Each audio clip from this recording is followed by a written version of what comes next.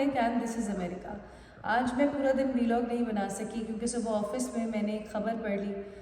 Humaira Asghar Pakistani TV media की एक लड़की, एक एक्ट्रेस, एक महीने से उसकी लाश उसके घर में DHA फेज़ 6 कराची के अपार्टमेंट में जहाँ वो अकेली रहती थी वहाँ पे 1 महीना उसकी लाश पड़ी रही और कोई वाली वारिस नहीं था, कोई पूछने वाला नहीं था। मेरा ये ख़बर सुन के दिल इतना ख़राब हुआ। पूरा दिन बहुत सारी सोचों से गुजरी हूँ, जो सारी बातें मैं आपके साथ शेयर करना चाहती हूँ। मुझे लगता है कि मैं रिवायती बातें नहीं करूँगी जो सभी लोग कर रहे होंगे, मैं बहुत डिफरेंट बातें करूँगी क्योंकि बहुत ज़्यादा डिफरेंट चीज़ें हैं जो इस चीज़ से रिलेट करती हैं। सबसे पहली बात तो ये कि हमारी मीडिया की लड़कियों के साथ ही ये क्यों होता है। हमारी मीडिया की लड़कियां ही इस तरह क्यों दुनिया से जा रही हैं।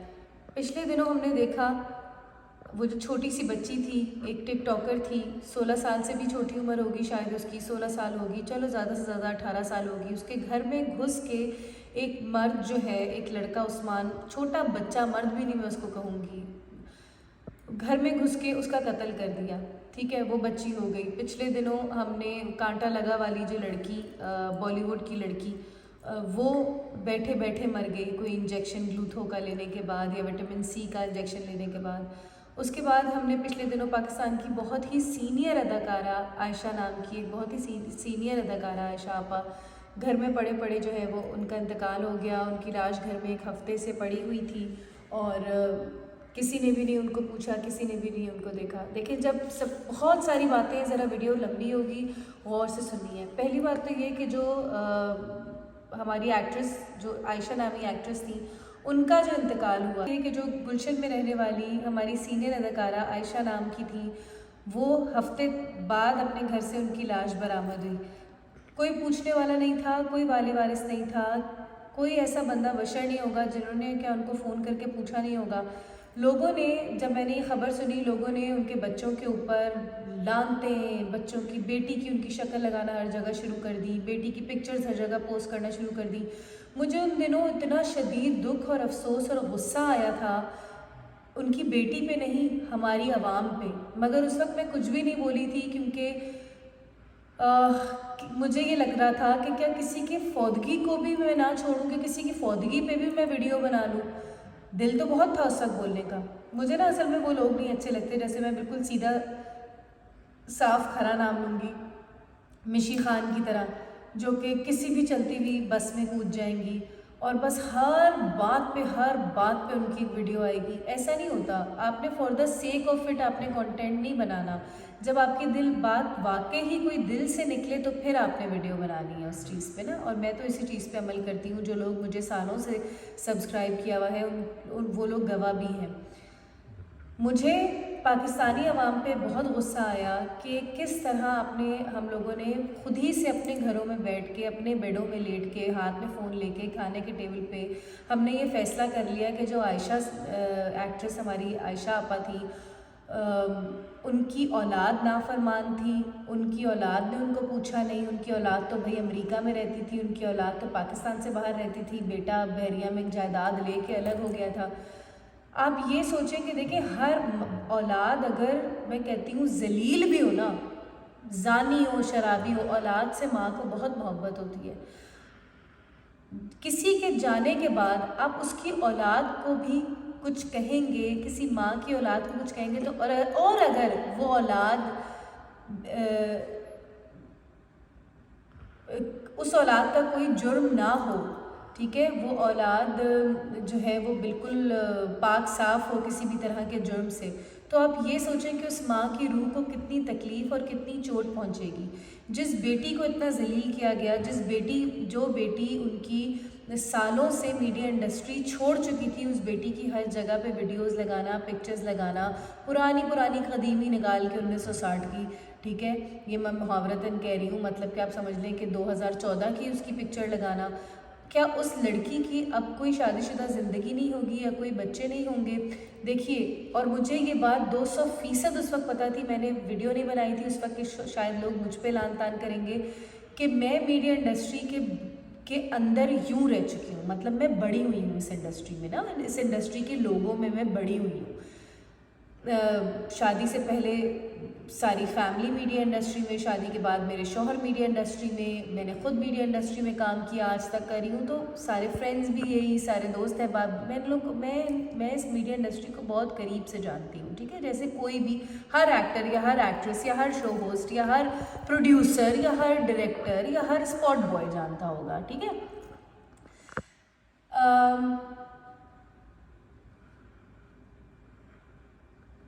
जो मीडिया इंडस्ट्री के लोग होते हैं ना, या वो लोग जिनको ज़िंदगी में बहुत फेम मिल जाता है, या चले थोड़ा बहुत ही फेम मिलता है, या उनके लिए वो फेम बहुत ज़्यादा होता है। मैं किसी मरहूम की इस वीडियो में बुराई नहीं करूँगी, मगर मैं सच्ची बात करूँगी। वो इसलिए कि अब हमारी दुनिया में सच्चे लोग बहुत कम रह गए हैं, सच बोलने वाले लोग बहुत कम रह गए हैं। लोग अपनी अपनी रेपुटेशन को बचाते हैं और सच्ची बात नहीं करते।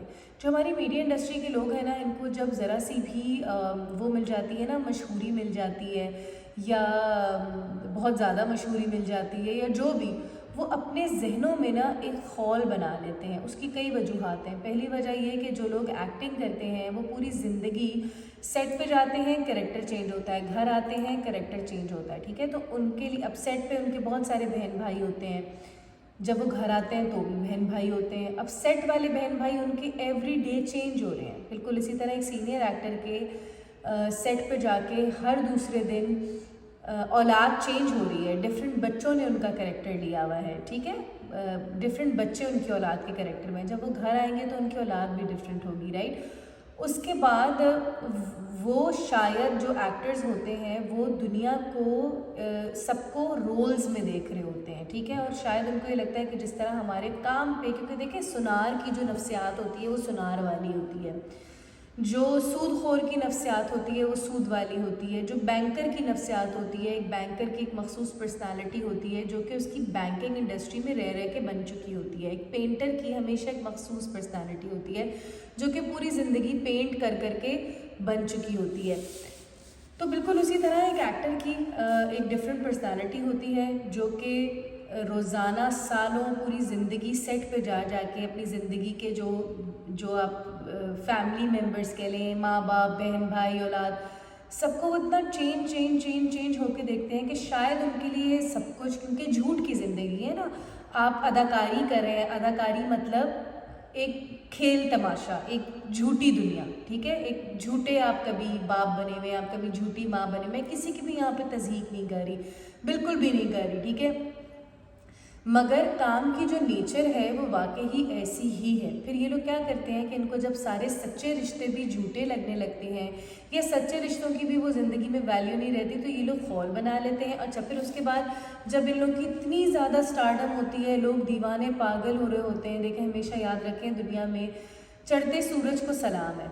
जब सूरज चढ़ा हुआ होता है, बहुत सारे फैंस होते हैं, और वो फैंस उनके पीछे दीवाने पागल रोडों पे, घरों के दरवाज़ों के बाहर होते हैं। तो इन लोगों को लगता है कि जो भी हमसे मोहब्बत करे, और इन लोगों को ये बात पता होती है एक्टर्स को कि जब तक हमारा उरूज है तब तक ये सारी दुनिया हमारे पीछे, जब हमारा जवाल आएगा तो हमारे पीछे कोई नहीं होगा, क्योंकि अपने आसपास वालों को देख रहे होते हैं ये लोग कि उनके साथ भी यही हुआ है। तो ये लोग जो सच्ची मोहब्बतें होती हैं दुनिया में, ये लोग उससे भी दूर भागने लगते हैं, या उन सच्ची मोहब्बतों को भी झूठा समझने लगते हैं। और खौल में रहने के आदी होते हैं। हमेशा जो एक्टर्स होते हैं वो खौल में रहने के आदी होते हैं, ठीक है। आप किसी भी एक्टर को, मैं तो सबको बहुत बहुत ज़्यादा करीब से जानती हूँ, बेइंतहा खौल में रहना शुरू हो जाते हैं। अच्छा, मुझे ये बात पता थी, 200% पता थी पहले से, मगर मैंने कही नहीं थी कि ये इनके बच्चे इनको बुलाते होंगे अपने पास रखने के लिए, सब उनकी अपनी खिदमत करने के लिए ज़िद भी करते होंगे। मगर ये ज़रा आपके फ़ोन के सामने, आपका उंगली है कैमरे के सामने, ज़िद भी करते होंगे इनके बच्चे, मगर ये ख़ुद अपने बच्चों से के पास नहीं रहना चाहती होंगी। अब वो डर कोई भी हो सकता है कि मैं औलाद पे मोहताज ना हो जाऊँ, मेरे ऊपर ज़िंदगी में मोहताजी ना हो जाए। मैंने सारी ज़िंदगी खुद ही कमाया खाया है, फिर पूरी ज़िंदगी पैसे की भी आदत होती है, ख़ुद मुख्तारी की आदत होती है, तो उस चीज़ को भी नहीं ये लोग रद्द करना चाहते हैं कि ये चीज़ सारी ज़िंदगी रहे।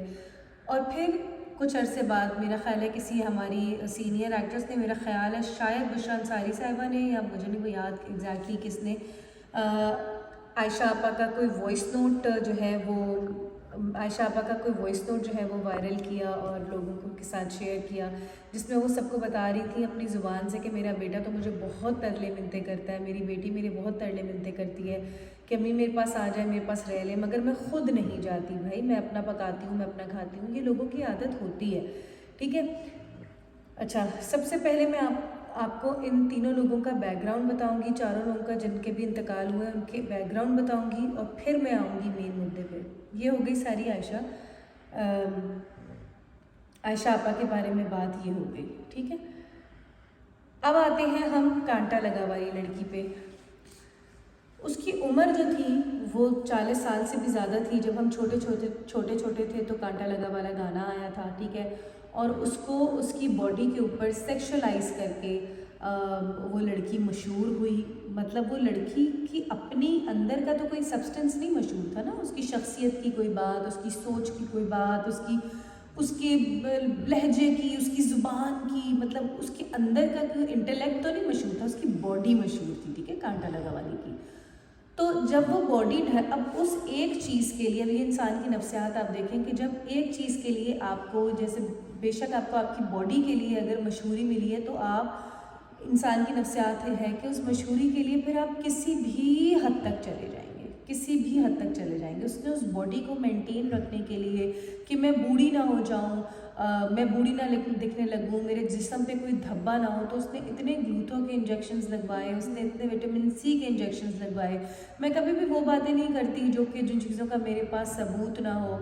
ये सारी वो बातें हैं जो उसकी बॉडी के जो टेस्ट होते हैं डेथ के बाद उनके अंदर आई हैं, ठीक है। ये बाकायदा न्यूज़ इन्वेस्टिगेशन के अंदर ये रिज़ल्ट्स आए हैं कि उसको उस ओवरडोज की वजह से कि एंटी एजिंग उसने इतने इंजेक्शंस लगाए और सारी चीज़ें, उसने उस बॉडी को जवान रखने के लिए अपने आप को मार लिया। अब आते हैं हम जो छोटी बच्ची थी, मेरा ख्याल है उसका नाम सना था, छोटी बच्ची थी जो थी हज़ारा कम्युनिटी से। उसके बारे में मैं क्या सोचती हूँ और मैं उससे क्या सीखती हूँ, मैं चाहती हूँ कि आप लोग भी सीखें, क्योंकि आपके बच्चे मेरे बच्चे हैं। मेरी भी एक जवान बेटी है, मेरी भी एक 10 साल की बेटी है, मेरे भी 2 बेटे हैं। कल को मेरे भी घर किसी ने आना है, हम सब ने कल की सोसाइटी बनानी है। आज अगर सोसाइटी ख़राब हो गई है तो अगर मैं अपने अल्फाजों से 4 लोगों को भी बदल सकती हूँ या 4 लोगों की सोच भी बदल सकती हूँ तो मैं ज़रूर बदलूँगी। सबसे पहले तो मुझे ये बताएं, मैं बिल्कुल भी नहीं किसी की दिल आज़ारी कर रही। वो बच्ची मासूम फरिश्ता थी, मगर मुझे सिर्फ इस चीज़ का जवाब दे दें कि 16 साल की बच्ची के घर में कोई भी नहीं था, या उसकी एक खाला थी जिसने उसको बचाया। 16 साल की बच्ची को इतनी इजाज़त कैसे है कि घर में वो किसी भी मर्द को बुला के कोई मीटिंग कर ले, जब अनलेस अनटिल कोई गार्ड्स ना हो या कोई बाप भाई ना हो। मतलब हमारी दुनिया, हमारा ज़माना कहाँ जा रहा है, मुझे तो समझ नहीं आ रही। मैं आप लोगों को बताऊं कि मेरी जो बेटी है ज़ियारा हैदर उसका नाम है, जब वो ज़ियारा पैदा हुई तो ज़ियारा बहुत फेमस स्टार किड थी, सीधी बात है। मुझे वो वक्त भी याद है कि मैंने मॉर्निंग शो नया अपनी औलाद के लिए छोड़ा था कि मैं अपनी औलाद को टाइम दूंगी, और वो वक्त था जब लोग मेरे साथ तस्वीरें खिंचवाते थे। पूरे कराची में एक्सप्रेस के मेरे बिलबोर्ड्स लगे हुए थे, अखबारों में एक्सप्रेस का मेरे फ्रंट पेज पे मेरी पिक्चर्स आती थी। उसके बाद जब ज़ियारा पैदा हुई तो मुझे छोड़ के लोग ज़ियारा के साथ तस्वीरें खिंचवाते थे। फिर उसके बाद उसको उमैमा की बहुत ज़्यादा अटेंशन मिली, तो उमैमा उसकी बहुत सारी पिक्चर्स पोस्ट करती थी, सब कुछ। ज़ियारा को बोलना भी नहीं आता था, उससे पहले ही ज़ियारा के फ़ैन पेजेस बन गए थे जो मैंने खुद बंद करवाए हैं। ज़ियारा अब अमेरिका आई है, ज़ियारा 10 साल की तकरीबन हो गई है, ठीक है। अब वो उसके ऊपर टाइम है कि जब वो अब दुनिया देख रही है और अब एक बड़ी लड़की बन रही है। अब उसको दुनिया की अक्लें आ गई है। उसने देखा कि माँ ने पूरी ज़िंदगी PR पैकेजेस लिए, कभी कहीं से कुछ गिफ्ट आ रहे हैं, कहीं कभी कपड़ा माँ ने कभी कुछ खुद नहीं ख़रीदा, लोगों ने गिफ्ट्स भेजे कि आप पहन के हमारी मार्केटिंग करें। ज़ारा ने देखा माँ को पूरी ज़िंदगी ज्वेलरी, मेकअप, सैलून्स, बड़े बड़े एवरीथिंग, ठीक है, एवरीथिंग वॉज फॉर फ्री। तो ज़ारा को ये चीज़ें इन्फैचुएट करती हैं। करी ये चीज़ें, ज़ारा को बहुत इन्फैचुएट की, मगर मैंने ज़ारा को कभी इजाज़त ही नहीं दी कि ज़ारा इस फील्ड में आने का सोचे भी। मेरे घर में एक रूल है, हालांकि मैं ख़ुद टीवी इंडस्ट्री से हूँ, मैंने पूरी ज़िंदगी खुद टीवी पे काम किया, मेरे मियाँ पूरी ज़िंदगी गाने बनाते रहे, मगर अपनी औलाद को मैंने ये सिखाया, देखिए दूध का जला छाछ भी फूक फूक के पीता है। मैंने अपनी औलाद को ये बताया कि अगर ये लोग स्कूल में ना वो ले रहे थे जो एक्स्ट्रा करिकुलर एक्टिविटीज़ होती हैं, उसके अंदर इनके पास ऑप्शंस थे, ड्रामा था, म्यूज़िक था, ये वो भी इन लोगों ने किया भी, म्यूज़िक का बहुत अच्छा फ्रंट वोकलिस्ट ज़ारा ही बनी सब कुछ स्कूल में। मगर ज़ारा ने कहा मम्मा मैं सिंगर बनूँगी और मुझे ड्रामा करना है, तो मुझे ड्रामा करना है। तो मैंने कहा ज़ारा मेरे घर में, याद रखना ये बात पहली और आखिरी दफ़ा बोली है, कोई मीडिया इंडस्ट्री में नहीं जाएगा, क्योंकि मुझे पता है ये लोग कैसे हैं, ये आपस में कोई किसी का नहीं है। ये जो आज रोते हुए लोग वीडियोस बना रहे हैं, मैं नाम नहीं लेना चाहती, आप लोगों को खुद ही पता चल गया होगा, रोते हुए वीडियोस बना रहे हैं कि हाय मुझे बड़ा दुख हुआ मेरा असगर का, प्लीज़ ये मेरे हाथ में रिस्क है, ये मेरे हाथ में रिस्क है, मैं इस रिस्क की कसम खाती हूँ। मैंने इन सबको इतनी करीब से देखा है, इनमें से कोई एक भी मुंह नहीं लगाता होगा उमैरा असगर को ये कह के कि ये बी क्लास एक्ट्रेस है, ये सी क्लास एक्ट्रेस है, सपोर्टिंग रोल में भी कोई नहीं लेता होगा। ये लोग ऐसे हैं, पार्टीज़ में सिर्फ उनके साथ बैठते हैं जिनकी गुड्डी चढ़ी हुई हो। ये लोग मीडिया इंडस्ट्री के लोग पार्टीज़ में, महफिलों में भी उनको सलाम करते हैं या सलाम का जवाब देते हैं जिनकी गुड्डी चढ़ी हुई हो, वरना तो ये लोग अगलों को अनकूल कह के अपने घर की महफिलों में भी नहीं दावत देते। ठीक है, तो अब क्योंकि चलती हुई इन्होंने बस में चढ़ना है, तो अब सारे रोते धोते वीडियोस बनाएंगे, हाय कोई पूछने वाला नहीं है, हाय कोई वाली वारिस नहीं है। बस करेंगे ड्रामे, बस करें। अगर इतनी मोहब्बत थी ना तो उसी वक्त पूछ लेना था जिस वक्त ये ज़िंदा थी। ठीक है, एनीवेज हम वापस आते हैं ज़ारा के ऊपर। मैं ये बता रही हूँ कि मैं अपनी औलाद की किस तरह तरबियत करी हूँ। मैं ये नहीं कह रही कि मैं सही तरबियत करी हूँ या मैं गलत करी हूँ, मुझे ये चीज़ ठीक लगती है। मैं अपना आइडिया आप लोगों के साथ, अपना कॉन्सेप्ट शेयर करी हूँ, आप लोग बताइएगा आप लोगों को कैसा लगता है। मैंने ज़ारा को सख्ती से मना किया, मैंने कहा कभी भी तुम लोगों ने टीवी पे आने का बिल्कुल भी नहीं सोचना। देखें हम इस दलदल में फंस गए ना, हम इस दलदल में आ गए, अब हमने अपनी औलाद को नहीं आने देना। हमने देखा, देखें एक होता है, मैं उन लोगों के साथ ये बात, और मेरी बेटी ने, मैंने आज तक अपनी बेटी का पता नहीं अकाउंट इसने अब पब्लिक किया होगा या नहीं किया होगा, अब मेरा ख्याल है कि यह बड़ा रो धो के पिट के इसने अपना अकाउंट पब्लिक किया है। अभी भी अगर ये कोई बच्चों की तरह, बिल्कुल एक किड की तरह टिकटॉक पे कोई डांस करती हुई वीडियो बना दे, जो नहीं वो होती ऐसे क्रॉस लेग्स यूँ यूँ यूँ कर रहा है, इस तरह की कोई रेगुलर वीडियो बना दे, तो मैं फ़ौरन से इसको डांटती हूँ, उसको डिलीट करवा देती हूँ। या कोई भी ऐसी चीज़ जो मुझे लगता है कि लड़कियों को नहीं करनी चाहिए, हालांकि बहुत छोटी है फिर भी, मगर अभी से इसको ये डांट पड़ेगी तो कल को जाके इसका, कहते हैं ना, पैरों की बेड़ियाँ नहीं खुलेंगी। तो हालांकि मैं अमेरिका में रहती हूँ, ठीक है, हाँ मैंने ज़िंदगी में सब कुछ किया है, everything I had exposure, but I have to protect my child. Main बात जो मेरे जहन में, दिल में गुजर रही थी, मेन बात जो आप लोग के साथ करने का जो मकसद है वो ये है कि देखें हम सब कहीं ना कहीं, उमैरा असगर अपने घर का रेंट नहीं भर पा रही थी 2024 दिसंबर से। 6 महीना उमैरा असगर अपने घर का रेंट नहीं भर सकी। 2024 दिसंबर में इसने अपने घर का रेंट भरा था, यानी कि अब जुलाई अगस्त आ गया, तकरीबन 8 महीने से रेंट नहीं भर सकी। वो लड़की जिसके इंस्टाग्राम अकाउंट पे 8 लाख फॉलोअर्स थे, 8 लाख फॉलोअर्स थे, जो आज फॉलोअर्स की दौड़ है, सब्सक्राइबर्स की दौड़ है, इन सारी चीज़ों की दौड़ है, 8 लाख जिसके पास बंदा हो फॉलो किया हुआ, उस 8 लाख में से एक भी पूछने वाला नहीं था जब वो मर चुकी थी। उसके जिस्म के ऊपर जो मैंने वीडियो देखी, चूंटियों के पहाड़ थे, कीड़ों के पहाड़ थे, और वो मुंह के बल गिरी हुई थी, मतलब कि मुंह के बल गिरी हुई थी ज़मीन पे। तो आप देखें, ये जो आज लोगों के गर्दनों में सरिये हैं, मेरे 2 मिलियन, मेरे 1 मिलियन, सही है, अगलों को नीचा दिखाना, किसी को मुंह ना लगाना, ये मिलियंस एंड मिलियंस फॉलोअर्स कहाँ होंगे जब आपके घर का किराया नहीं भरा हुआ होगा या आपकी बिजली का बिल नहीं भरा हुआ होगा। तो इन लोगों को ना खुदा बनाना छोड़ दें। वो लोग जो मुझे भी बहुत पसंद करते हैं। मैं भी आज मार्केट में गई, अल्हम्दुलिल्लाह मैं अल्लाह ताला का बेहद शुक्रिया अदा करती हूँ। अल्लाह का लाख करम है कि अमेरिका में रह के भी जब ग्रॉसरी करने जाती हूँ, शॉपिंग करने जाती हूँ, लोग आते हैं, तस्वीरें खिंचवाते हैं, आप दुआ में लेके ना, आप दुआ में लेके ना, हम आपके व्लॉग्स देखते हैं।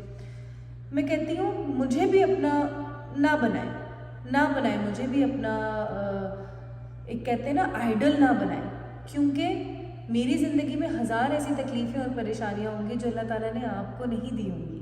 आपको उन चीज़ों से, उन रहमतों से, उन बरकतों से, आपको उस रिज़्क़ से नवाजा हुआ होगा जिससे मुझे नहीं नवाजा हुआ होगा। तो अगर किसी के पास मिलियन सब्सक्राइबर्स हैं या किसी के पास 6 लाख फॉलोवर्स हैं, 8 लाख फॉलोवर्स हैं, doesn't mean shit to you and should not mean shit to you. इस चीज़ को गिरा से बांध लें। इंसान के अंदर का फिर खूबसूरती के पीछे लोग फॉलोअर्स के पीछे भाग रहे हैं, बचाने वाला कोई नहीं है। फ़ोन हर एक के हाथ में है, मतलब ऐसे फ़ोन तो हम यूं लेके पकड़ रहे होते हैं, तकिए के नीचे रख के सो रहे होते हैं, वॉशरूम भी साथ फ़ोन लेके जाते हैं, चाय पीते हुए हाथ में फ़ोन होता है। फ़ोन क्यों होता है? कनेक्शन होती है। कोई भी कभी भी फ़ोन कर लेगा, हाय फ़ोन मेरा कहाँ है, किसी का फ़ोन आ रहा होगा। मगर जब आप मरने वाले होते हैं ना, जब आप मर चुके होते हैं, तो आपको एक महीना पूछने वाला कोई नहीं होता। तो आपको एक महीना, आपका ये सारे दोस्त यार अहबाब कुछ भी नहीं है, दुनिया ज़िंदगी कुछ नहीं है। अल्लाह के साथ लौ लगाएं, अल्लाह के साथ लौ लगाएं। एक पल का भी पता नहीं होता। नाराज़गियाँ सारी दूर कर लें, नाराज़गियाँ सारी ख़त्म कर लें, लोगों को माफ़ कर दें। कुछ नहीं पता बहन भाइयों को। मैं आपको बताऊँ, मैं जिस अमेरिका में मैं रहती हूँ ना, मैं जिस रास्ते से रोज़ाना ऑफिस जाती हूँ, हाईवे 6 उस रोड का नाम है। हाईवे 6 के ऊपर पिछले दिनों एक बच्चे का, जिसको माँ बाप ने अपनी ज़िंदगी की जमा पूंजी करके जो है वो यूनिवर्सिटी में यहाँ पे एडमिशन लेके दिया था, कॉलेज में।